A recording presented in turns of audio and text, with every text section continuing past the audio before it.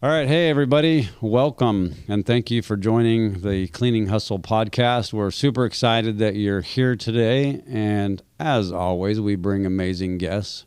One of my most favorite people in the world is here with us today. She is a magnificent accounting person, and she runs our accounting team here at IFS. And so all questions accounting are going to be answered today. You will be left with nothing unanswered. So I hope you stay with us and tune in. You want to introduce her? No, you can. It's your turn. I introduced the last guest. Oh, okay. All right. Well, without further ado, Ladina. Hello. How are you today? I'm good. How are you? Good. So is it Ladina Porter or is it Ladina what? It's Porter. Okay. Because it's something else on Facebook, I think. Yeah, that's my maiden name. Okay. Like, I don't know. It's Porter at the office, so we'll go with that. Yep. So, all right. So tell us a little bit. I know that you have had, in the janitorial space, you have had quite the journey. I have. You have done everything from operations. I know when I met you, you kind of had split duties. You were doing operations and accounting. Correct. So tell us a little bit about yourself and your history. Oh, started in janitorial, I guess, December 2016. I just kind of got thrown into it.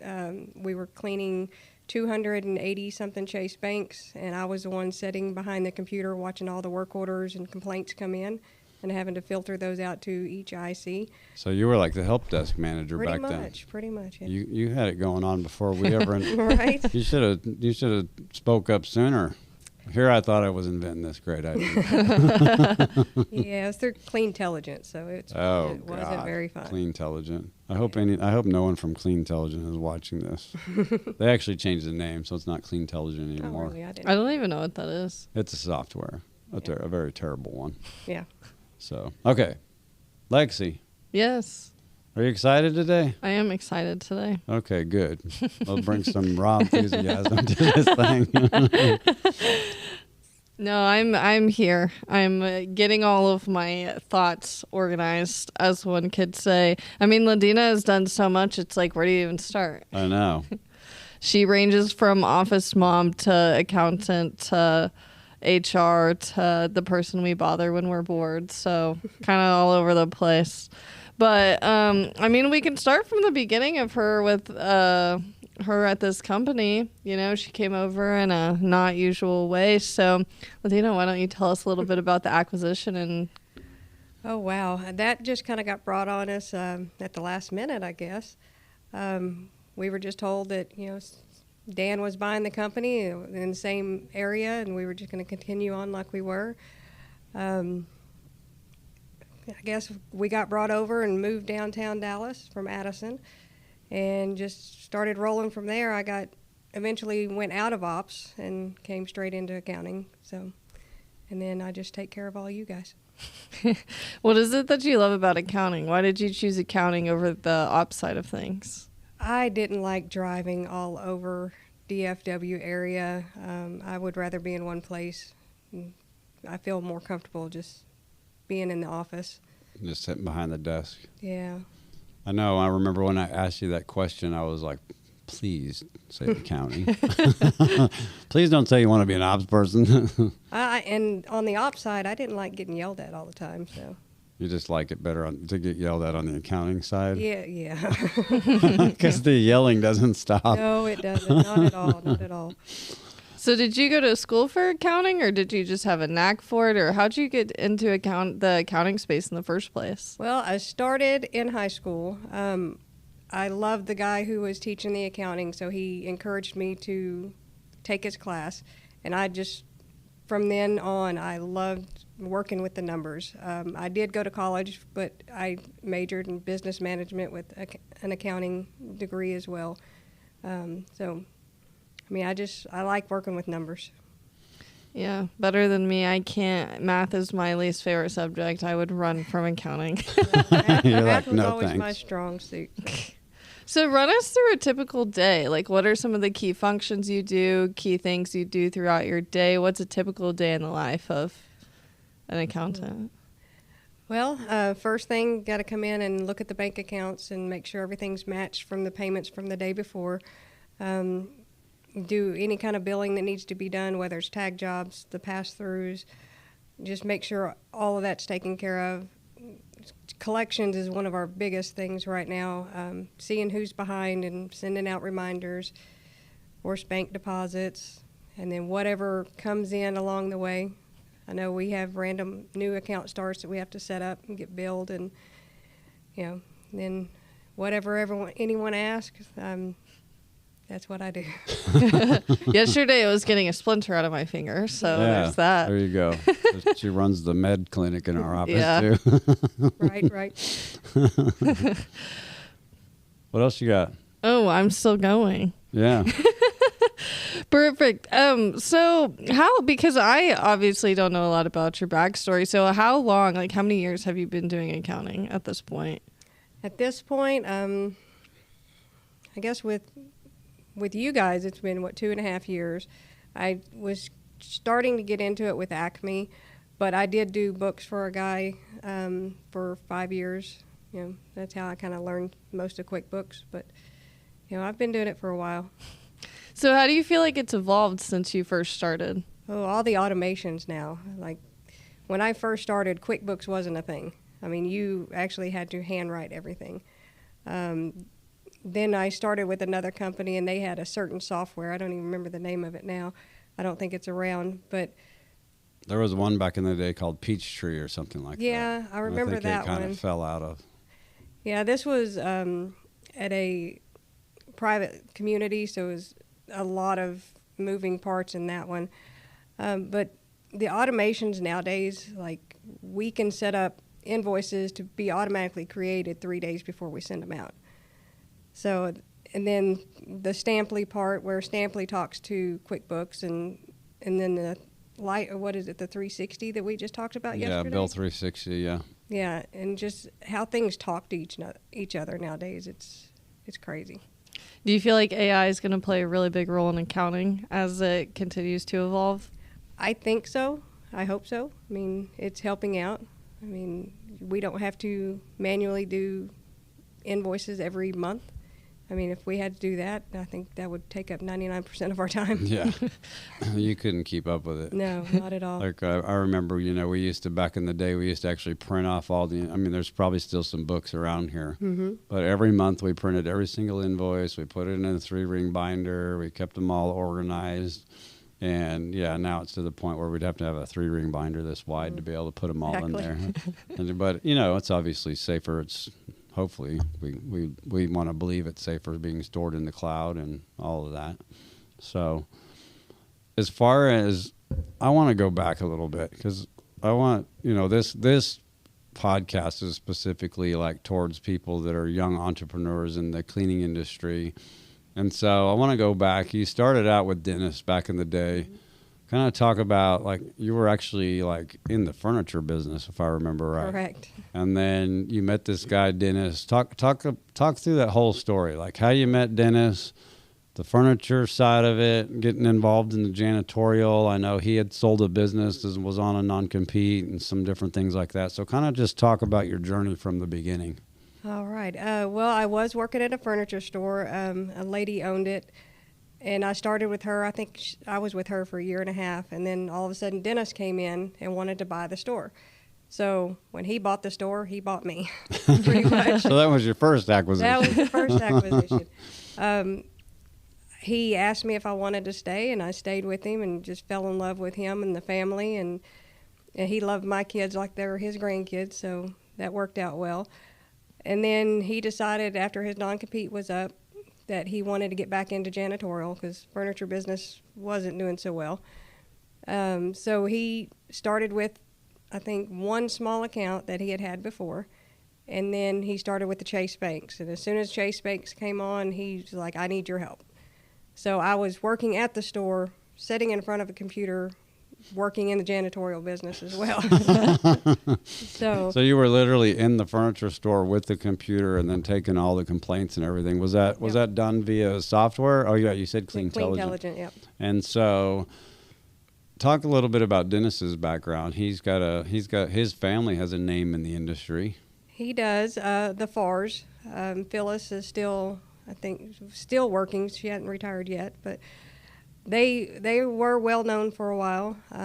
He was, I don't remember how long he was in it before he bought the furniture store, but it was a while. And then he started up Acme, and we were doing that for, 7 years? Yeah. Was it that long? I think so. Before he passed, it was 6 or 7 years. Yeah. And then when he passed, then his daughter took it over, and I think that she didn't really want to be in janitorial, I don't think. Yeah. I'm sure. Yeah. Janitorial's tough. It's not for the faint at heart. That's one misconception people have. Janitorial is not easy. Nope. They think, I can just buy a mop bucket and a wringer and now I'm in business. It doesn't Right. quite work that way. I had someone tell me the other day, why do you need a marketing team when you only do janitorial? Like, you don't need that. And I was like, what? So accounting is kind of, for some business owners, it's what do they call that? A necessary evil.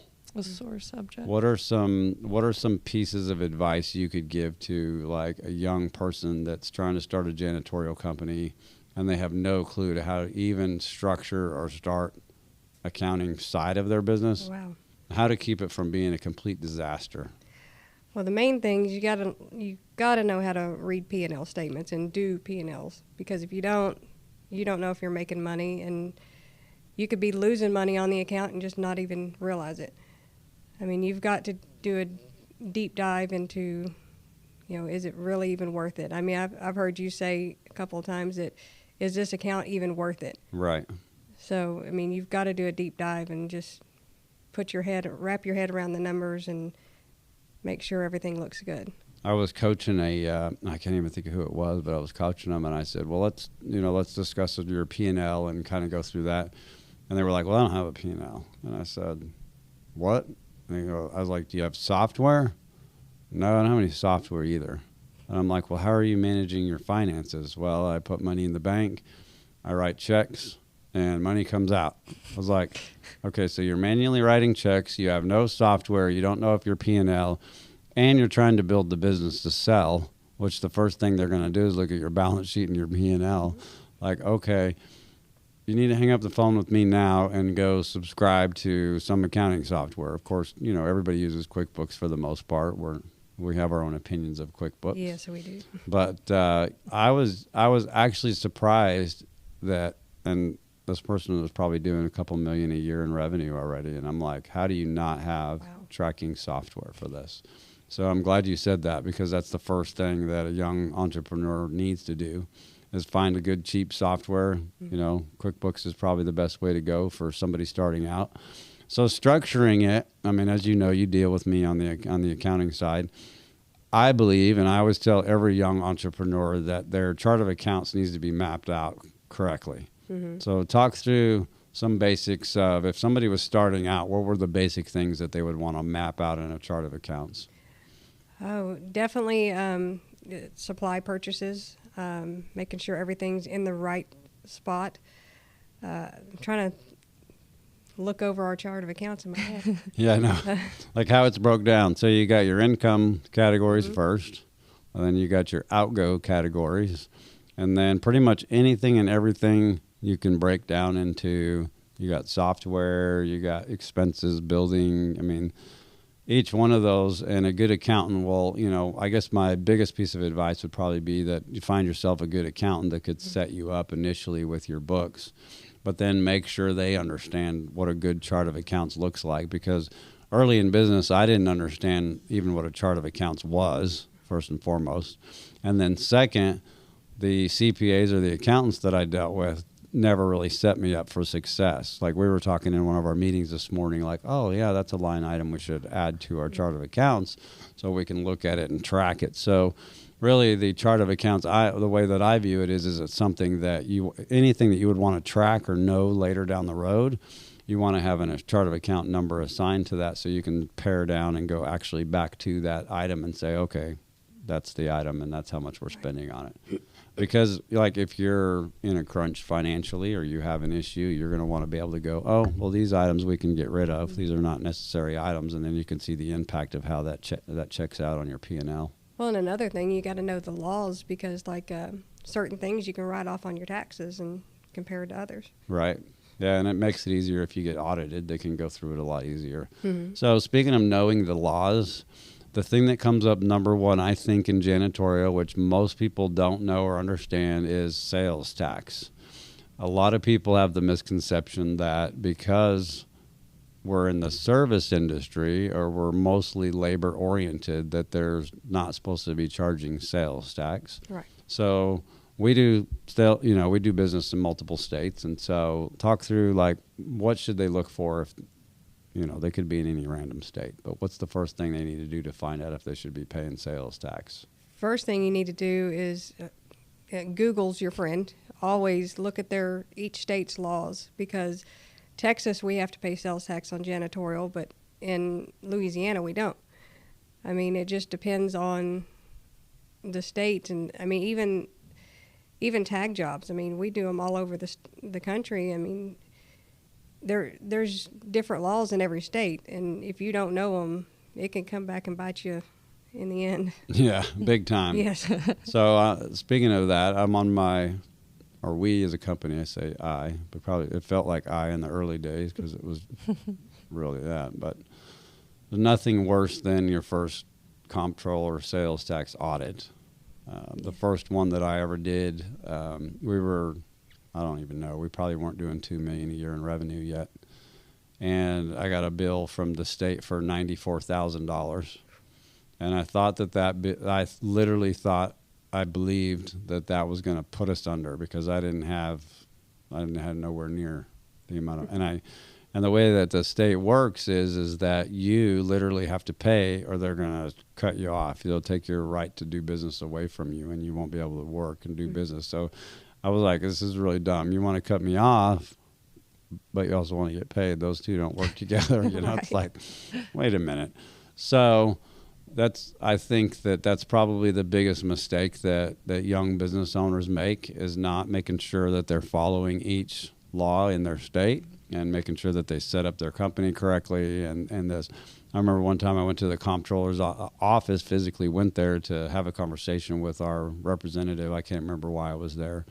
Maybe I was paying in person back in the day. I don't remember. But I remember there was a guy at the counter, and he was a pool service guy, and he had been there for 20 years and just realized that he had to pay sales tax. And so they were going after him for 20 years worth of sales tax. And he was literally on the floor crying, like a grown man crying his eyes out, because, I don't know what the bill was. I didn't hear it or see it, but I'm sure it was astronomical. Mm-hmm. Even if he was a one-man person, I'm sure it was astronomical. And so you can be clipping along in business, and then next thing you know, you find out about a law you're not complying with, and then the next thing you know, you're asking yourself if you're going to be in business the next day, and that's the worst place you can be as a business owner. And so, yeah, that sucks, but it's the reality of running a business. So if you want to run a business, make sure you're complying with all of the laws that go alongside of that. And your sales tax certificates from all your customers. Yes, if they are tax exempt, make sure you have all those certificates. So this is your first audit we're on now. Talk about that a little bit. Oh, wow. It's been a learning experience. Definitely the sales tax certificates. I had to reach out to I don't know how many people to get them.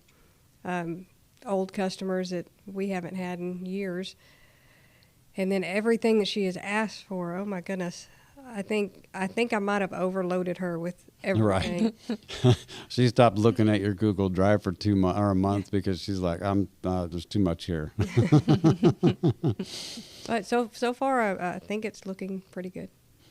So I would also say, if you get audited by the state comptroller or whatever, is the key there is don't panic. Work with them as you would any other partner. Don't get an attitude because you're not going to win. And really just submit to the process, be as transparent as you can be, and let the end result speak for itself. As hard as that is, I know that my first time I ever went through it was very emotional for me, because I was, I thought everything was on the line. And so I've learned that they're just humans doing a job that they're getting paid to do, and it doesn't do any good to get mad at them, because the law is the law.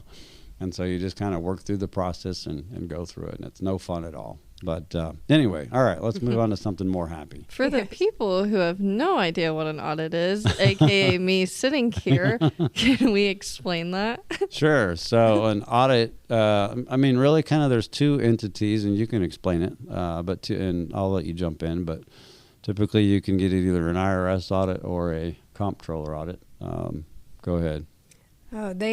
They do a deep dive into everything that you have, from balance sheets to the improvements we've done in the office. They just want to make sure you're paying the sales tax on everything possible, and that the people who should be charging us sales tax are charging us sales tax. I mean, she has gone through everything that we have on QuickBooks. I think I've put 20 different reports on there for her. And I don't know exactly their side, but I mean, she's sending me stuff that she needs, and I don't know. I would not want to have that job. No, it's it's definitely a thankless job, no doubt. The best way I can put it is, if you're a business standing there naked, and they're checking you out, making sure that you're doing everything you need to be doing correctly. So, yeah. All right, so let's keep plugging along and talking about, like, on the accounting side.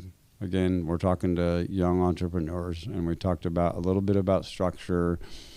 If someone's overwhelmed, like I know you have so many different plates that you're spinning on a daily basis. I'm sure there are moments that you're overwhelmed and you have that sense of being overwhelmed. How do you manage that? Sometimes you just have to walk away.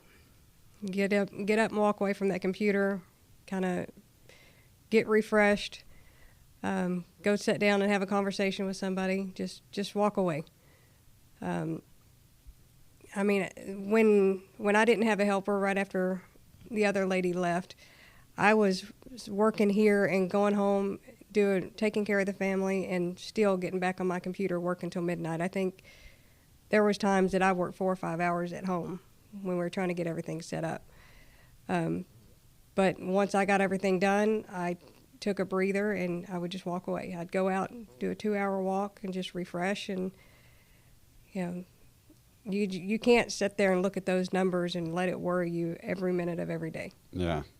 So just. And then your eyes get cross-eyed because you're staring at numbers too long. Yes. I've so had to start what I'm hearing you say is that there's really a combination, because there was a segment of time where you had to just power through. You had to, like, you're determined you're going to have to power through, so you had to put in the extra hours, but you also allowed time for yourself to have that 2-hour walk or whatever. Yeah. So yeah, that's important. But there are times where you just have to power through and get through it. Yep. So I'm learning that new. I didn't know you did that. So thank you. You're welcome. For someone who is overwhelmed, I mean, I see you overwhelmed all the time. Sometimes I'm like, why is her door shut? And I'm like, oh, she's got a lot going on. How do you go home at the end of each day and take work out of your brain to spend time with your family? Well, now that my kids are grown, we'll just sit down and we'll play games, or I'll talk to them. Just, we just have random things that we do. I mean, now go camping on the weekends and just try to shut myself off from it. And I do occasionally get the phone calls at night asking me questions, but, it's just shut it off. Yeah. I bet she's very quick to respond. Hey, every single time I've texted her on the weekend or at night, she always answers me. I know, quickly. Yeah. Like, I want to send her a text at like 2 a.m. just to see if she'll answer it. Probably not 2 a.m. I'm asleep at that time. You're like, ding. Oh, there he is. Hey, in operations, I've had to deal with that quite often. Yep. Operations 24/7. Yep. So, good. Good. What do you think? I like Ladina. You do? Oh. Yeah. You think we'll keep her around? Maybe. So she's not available. No. Made the cut. Oh. No, I mean, we do some close work together being on the sales team, but I mean, it's really on a personal basis that we have a relationship, because I mean, with sales, y'all have our proposal set up where the sales tax is already on there and everything else. So besides commissions, I mean, Just getting your paperwork right. Yeah. That's the thing. Like, Yes. if you're trying to scale a company, make sure you have the paperwork in place to make the accounting department's life easier. Yes. And Because dates. Got to have dates on everything. dates and work order numbers. I know Ladina gets frustrated with me because, like, every single time I sell an account, I'm like, hey, the start date's changing. Yeah, it's changing. It Can starts you- tomorrow. Can you go change it in the system for me? Because they don't you can't change it on our side. So I'm like, I need you to change it for me. So if there's one thing you could change about accounting, what would it be? Ooh. That one's hard. I know there's never a dull moment because I'm Never. constantly changing things on you. No, you don't do that at all. Which, I mean, that's fine. One thing about accounting that I would change, I don't know if there is. I mean, I like all the new systems that they're putting in place. I love how everything talks to each other now. But I don't think there's anything I would change. I mean, Tightening up processes is Yeah. probably the biggest thing I see, is just always looking to make sure that our processes are very tight and things are being tracked the way they need to. I see a lot of young entrepreneurs, and a lot of them are just really lazy in this department. It's like they like the glimmer and the glam of being a young entrepreneur and doing this and doing that, but when it comes down to really organizing the financial piece, I think that's what causes a lot of companies to fail, is that they don't have that piece in place. I don't think that it's lazy. I think it's just the one thing that people don't want to look at. Like, I tell people all the time, like, when I was in high school or even college, like, looking at my grades would be like this whole thing where I'd have to be like, you know, like, you put it up on the computer screen, but then you're like only like half looking or something. And I'm like, now that I'm an adult, it's like equal to the bank account. You know what I mean? Like, I'm like, That's your grade. I like don't want to look at my bank account. I only look at it when I have to because it's just like a grade. And so I think that people just get scared because they don't want to see it. It's overwhelming because they're afraid to see all of that. And so they just get so overwhelmed. They're like, this is the one thing I don't want to deal with, so I'll deal with it later. Yep. they see the money come in, the money go out. They don't know exactly where it's coming from or where it's going. Yep. And it's a flow. Mm-hmm. Flows in, sometimes out quicker than it comes in. Yeah, one thing I do wish that I know we're going to start working on it now. What we were talking about earlier is mapping out each account and putting the ops person's salary in there and just making sure everything, like I said earlier, is worth it. Yeah, or we're actually, because I think there's that misconception that, like, oh, it looks like it. To me, it goes back to if I'm going into the into like a business, I don't know, networking event or something like that. The first question business owners ask each other is, "What is your annual revenue?" Mm-hmm. Well, I was talking to a friend, and he said, he's like, yeah, at the time, he's probably doing close to $30 million a year now. But at the time, he said, yeah, I'm doing $6 million a year. Yeah, that's great. And then he laughs. He goes, yeah, it cost me $7 million a year to stay in business. And so there's this big focus about what are we doing on our revenue side. Reality of it is that, you know, what the question should be is, how profitable are you? Right. You know, you're billing out $30 million a year, but what are you actually making at the end of the day? And I think that's the matrix that most people should aim towards, is like, what is the do we need to have a pause break? Okay.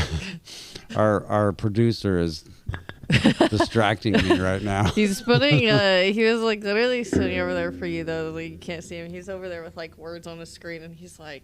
And I can't read it because my eyesight. No, I so know. bad. I was like, what is that saying? We need a bigger board. It probably says it's lunchtime. No. Yeah, it does say that. He Well, let's give them a final takeaway. We've already been at this a while. Time goes by fast when you're having so much fun. So go ahead. So you have someone in high school. They're graduating high school and accounting is what they want to do. What advice would you give them? Do they have to go to college? What should their steps be? I would say yes, they have to go to college. I mean, if you actually want to be a CPA, you have to get your degree. Definitely look into all the new softwares. We go through QuickBooks, Stamply, you need to know how it all works. So it's not just looking at numbers. You need to know how this stuff actually works. So I had to learn all that on my own because in high school, like I said, they didn't have any of this stuff. So. Well, and the others are like even QuickBooks, they do so many software updates, it's hard to keep up with it too. Oh, yeah. Know? So, yeah. Always changing. Always changing. So, is that your last closing thought? That was my your last closing final, thought. do you have any final closing thoughts for all the people out there that love numbers? Just stick with it, and you're going to continue to learn for the rest of your life because everything's changing. The laws are going to change. The softwares are going to change. You're always going to have to learn. Yep. I would say my takeaway is be flexible. You have to be very flexible. And if you get frustrated easily, you probably should not be in accounting. Exactly. Learn how to shut your door and lock it. This entire podcast was a learning lesson for me. When it comes to like accounting and things, I just shut it off because, like I said, math is not my thing. So when y'all had that little thing where I wasn't talking for a while, I was literally just listening because I was like, I have no idea what they're talking about. It's like a foreign language. You're like, chart of accounts, audits, what are you talking about? And again, that's where it's like, okay, go get yourself educated on it. Mm-hmm. There's literally anything on YouTube that you could learn. Mm-hmm. And if you decide QuickBooks is your platform, then get in front of it. Start learning it. Talk to your peers. Understand what it is. Mm-hmm. Because at the end of the day, you can sell, you can have a good operations piece, you can have the most fabulous culture in the world, but if you don't know how to manage money, you don't know how to put all those systems in place to get it done, your business is going to be a disaster, and you're always going to be chasing your tail. So exactly. All right, awesome. Well, thanks everybody for tuning in. We hope you learned something. And as you're thinking about it, please subscribe and share this podcast with all your friends. Thanks. Thanks. Thank you.